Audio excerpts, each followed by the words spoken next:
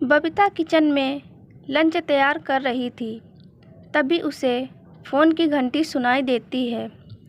उसकी मम्मी का फ़ोन था। वह फ़ोन रिसीव करती है। प्रणाम मम्मी जी। आशीर्वाद बेटा। कैसी हो मम्मी? आपकी तबीयत कैसी है? तुझे तो आशीष ने बता ही दिया होगा, बबीता का छोटा भाई, कल की लड़ाई के बारे में। उन्होंने यह बात पूरे आत्मविश्वास से कही थी, क्योंकि सब जानते हैं कि आशीष, उनका छोटा बेटा, पूरा नारद मुनि ही है। घर की हर छोटी मोटी बात को सब लोगों तक पहुंचाना उसी का काम है। सच भी है, आशीष ने कल दिन में ही मम्मी और भाभी के बीच हुए महाभारत का आंखों देखा हाल सब बता दिया था। बबीता ने अनजान बनते हुए कहा, नहीं तो मुझे क्या पता। वैसे भी मैं तो आजकल प्रशांत को टेस्ट की तैयारी करने में बिजी हूँ।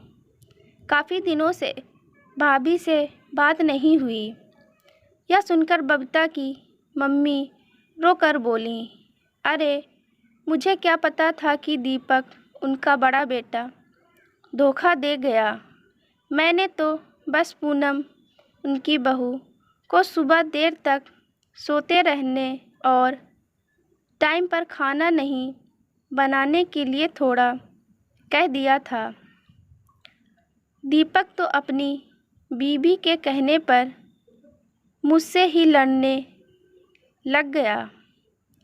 कह रहा था कि मैं उसकी व्यक्तिगत बातों में दखल देती हूँ। भला ऐसा मैंने क्या कह दिया? मम्मी, मुझे क्या पता कि आपके और भाभी के बीच क्या बात हुई। और वैसे भी भैया भाभी आपकी इज्जत नहीं करते, तो ये तो आपकी किस्मत का दोष है। मैं भला क्या कर सकती हूँ। ठीक है मम्मी, प्रशांत के आने का समय हो गया है। आप अपना ध्यान रखिए। प्रणाम। यह कहकर बबीता फ़ोन रख देती है। उसके दिमाग में 7 साल पहले का घटना चक्र घूमने लगता है। वो दहेज को लेकर अपनी सास के ताने खा खा कर परेशान हो गई थी। पति भी अपने घरवालों के कहने पर गाली गलौज करने से बाज नहीं आता था। अब बबीता बहुत ज़्यादा परेशान हो गई थी। उसने अपनी मम्मी को अपने दिल का हाल बताने के लिए फ़ोन किया। मम्मी ने उसकी बात सुनते ही दो टुक जवाब दे दिया था। देखो बबीता, हमारा काम था तुम्हारी शादी करना, जो हमने कर दी। तुम्हारे घर की बातों से हमारा क्या लेना देना।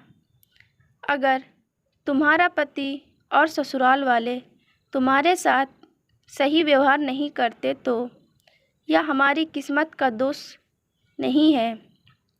इसमें हम क्या कर सकते हैं, यह तुम्हारी किस्मत का दोष है। यह कहकर मम्मी ने बिना उसके दुख तकलीफ़ को सुने ही फ़ोन काट दिया। चलो माना कि वह सही कह रही थी कि वो किस्मत नहीं बदल सकती।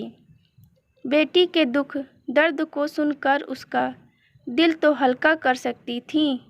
उसकी परेशानी दूर करना उनके हाथों में नहीं था, पर मजबूत सहारा बन सकती थी। बबीता को वैसे भी उनसे कुछ खास उम्मीद नहीं थी, क्योंकि वह जानती थी कि उसकी मम्मी हमेशा से बेटियों को बोझ मानने वाली थी। पढ़ाई लिखाई के समय भी उनके मन में बबीता के कैरियर को लेकर कोई अरमान नहीं थे, और शादी करने का मतलब उससे बस अपने घर से बाहर करना था। यह सब सोचते सोचते बबीता की आंखों से कब 2 आंसू लुढ़क कर उसके गालों को गीला कर गए। उसे पता भी नहीं चला। तभी उसे बाहर से प्रशांत की वैन की आवाज़ आती है। वह वर्तमान में आ जाती है। बबीता तुरंत आंसू पोंछती है और अपने बेटे को लेने चली जाती है। कहते हैं ना कि भगवान कभी भी किसी के लिए सारे दरवाजे बंद नहीं करता। इसीलिए समय रहते बबीता के पति को अपनी गलतियों का एहसास हो जाता है। आज वह खुश हैं अपने पति और बच्चों के साथ में, क्योंकि यही उसकी पूरी ज़िंदगी है। लेकिन आज उसकी मम्मी उसी जगह पर खड़ी हो गई हैं जहाँ कभी वह खड़ी थी, और कोई भी उसकी तकलीफ़ सुनने वाला नहीं था। शायद इसे ही किस्मत का फेर कहते हैं। दोस्तों, आपको कहानी कैसी लगी कमेंट करके ज़रूर बताइएगा। कहानी पसंद आई हो तो वीडियो को लाइक, शेयर और चैनल को सब्सक्राइब अवश्य करें। आपके सब्सक्राइब करने से मैं बहुत मोटिवेट होती हूँ। वीडियो को पूरा देखने के लिए आपका बहुत बहुत धन्यवाद।